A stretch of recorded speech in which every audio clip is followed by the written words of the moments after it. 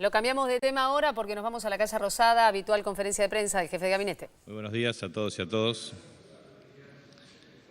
El fallo de la Corte Suprema de Justicia de los Estados Unidos de América constituye la última fase de una serie de decisiones del sistema judicial de ese país tendientes a socavar los cimientos del proceso de reestructuración de deuda soberana más exitoso de la historia reciente de la humanidad.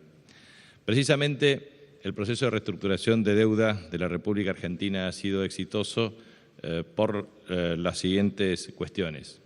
En primer lugar, se trató de un proceso de reestructuración de deuda sin la participación de ningún organismo internacional de crédito, esto es, sin la participación del Fondo Monetario Internacional. Se trató efectivamente de un proceso de reestructuración exitoso porque generó una adhesión equivalente al 92% de los acreedores en forma voluntaria. En tercer lugar, se trató de un proceso de reestructuración exitoso de deuda porque, al mismo tiempo, implicó una quita de carácter sustantiva que permitió que la República Argentina tenga un ahorro, según la tasa de descuento y el método de cálculo, entre 75.000 a 81.000 millones de dólares, lo cual permitió garantizar la capacidad de pago sin afectar el crecimiento, el desarrollo de la economía, la generación de empleo y la distribución más equitativa de la riqueza. Nosotros tenemos que informar con mucha precisión lo que esto significa. La Presidenta de la Nación ayer describió algunos cuadros que es necesario volver a describir hoy. Este es el cuadro que sintetiza el fallo. Un acreedor, NML, compra una deuda en default en el año 2008 por 48,7 millones de dólares. Este fallo implica que la justicia reconoce en el año 2014 832 millones de dólares. ¿Qué significa esto? Una ganancia de 1.608%. 1.608%. Pregunta a cualquier trabajador argentino: ¿con su salario puede tener una tasa de rentabilidad de esta naturaleza? ¿Un empresario argentino, una pequeña y mediana empresa que trabaja denodadamente con mucho esfuerzo, puede obtener tamaña tasa de retorno? Pero esto no solamente queda aquí. El reclamo de los fondos buitres es precisamente sobre una deuda nominal de 428 millones de dólares. Este fondo NML tiene una participación equivalente al 52%. Traducida esta deuda original, efectivamente, a el fallo judicial implica 1.500 millones de dólares a pagar. Pero a su vez, si este fallo de 1.500 millones de dólares se traduce al resto de los bonistas no adheridos al canje, implicaría 15.000 millones de dólares. Este es el impacto de una decisión de esta naturaleza.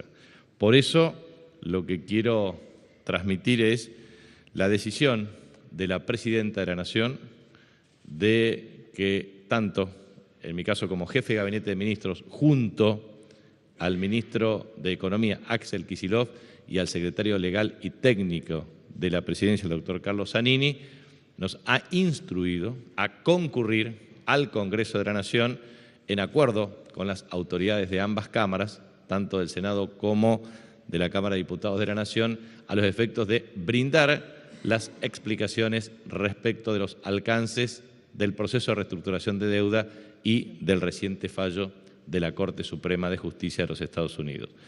Paralelamente, en el transcurso de la tarde de hoy, 18 horas, el ministro de Economía, Axel Kicillof, brindará una conferencia de prensa en donde describirá de un modo pormenorizado los alcances del fallo y las acciones a emprender por parte de la República Argentina. Esto es todo lo que tengo para decir, pero por supuesto estoy a disposición de ustedes para cualquier otra pregunta. Ministro, buenos días. Mariano Martín, de Radio Rivadavia. Primero, bueno, usted acaba de decir que va a ir al Congreso. ¿Cuándo va a hacer esa presentación en el Congreso? Y segundo, si nos puede explicar si hay posibilidades de que luego de este fallo, más allá de la forma en que vaya a pagar Argentina, si hay posibilidades, si caben posibilidades de que haya embargos de distintos bienes que tenga la República Argentina, le decía, como consecuencia de este fallo. Muchas gracias.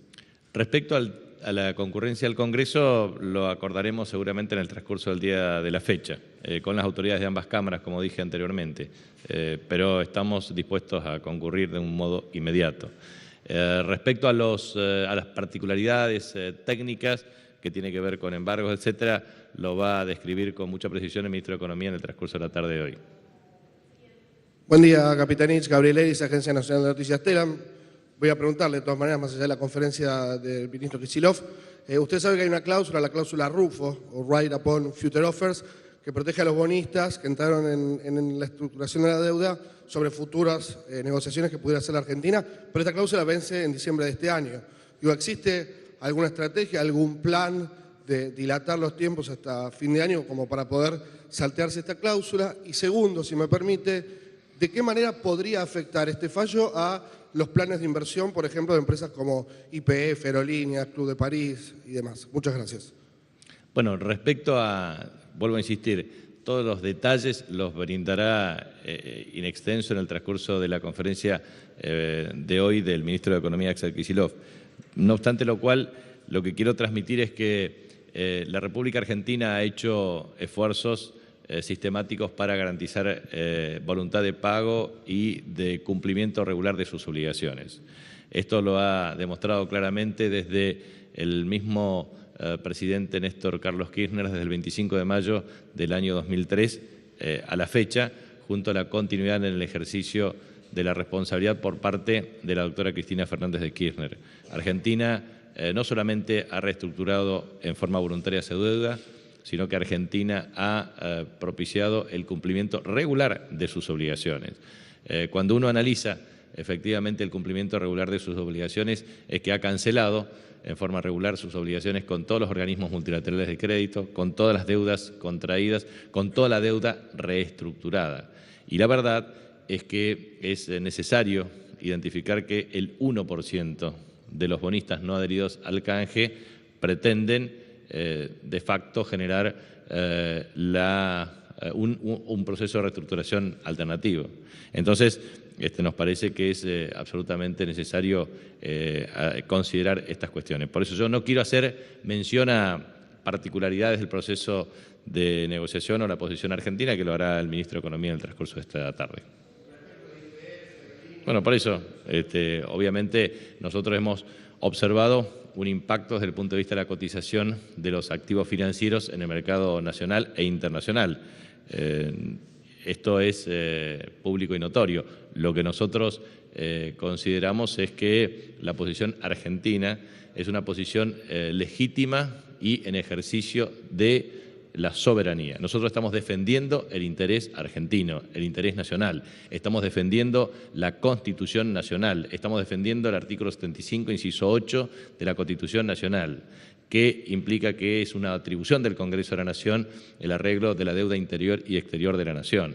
Nosotros estamos defendiendo el interés del pueblo argentino, porque, en definitiva, como decía Néstor Kirchner, los muertos no pueden pagar las deudas.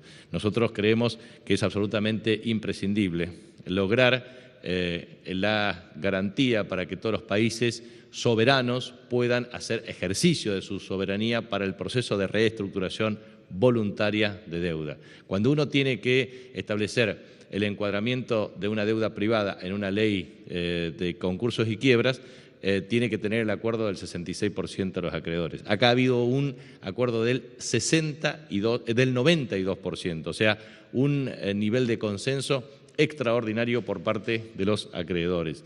Y en ese contexto, definitivamente lo que la posición argentina establece es no solamente el ejercicio de su soberanía, sino también lo que dijo con meridiana claridad la Presidenta de la Nación. Si ha habido un juez Griesa que ha fallado de una manera, ¿cómo uno no puede pensar que exista otro juez Griesa que pretenda fallar de otra manera? Entonces implicaría generar un proceso de reestructuración conforme a los intereses de un grupo minoritario, socavando la legitimidad del acuerdo respecto al grupo mayoritario. Es la primera vez que uno puede observar, finalmente, que una ínfima minoría tiene un impacto respecto a la gran mayoría. Y aparte, de aquí, de lo que se puede colegir claramente, es que se está atacando las bases de respecto a una nueva visión del orden económico y financiero de carácter internacional. No es casualidad que el mundo de hoy sea estructuralmente injusto. No es casualidad que el 1% de la población concentre entre el 43 y el 47% de la riqueza mundial. No es casualidad que el 50% restante solamente concentre el 2% del ingreso. No es casualidad que la injusticia social internacional exista. No es casualidad que existan fondos buitres. No es casualidad que el sistema político de gran parte de los países del mundo esté cooptado por el interés egoísta del sistema financiero internacional. No es casualidad que su santidad, el Papa Francisco, lidere una conceptualización desde el punto de vista público respecto al rol del sistema financiero. No es casualidad que el egoísmo del sistema financiero pretende minar las bases de procesos de reestructuración voluntaria soberana de deuda. Y no es casualidad que existan pocos líderes en el mundo que tengan el coraje y la valentía de defender los intereses del pueblo argentino como lo ha defendido nuestra presidenta.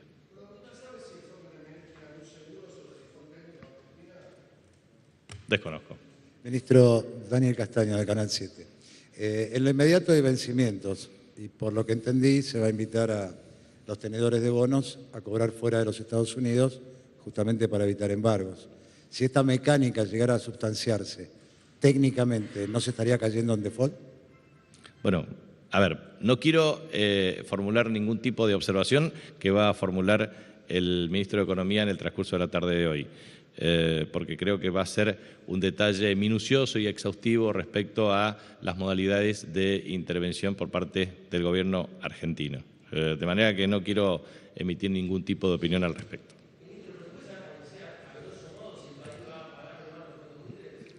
...18 horas, escúchelo al ministro de Economía. Muchas gracias. La palabra del jefe de gabinete de ministros. Y habrá que estar atentos entonces a la palabra del ministro de Economía a partir de las 18 horas con más precisiones sobre este tema. Ahora una nueva pausa. Ya estamos.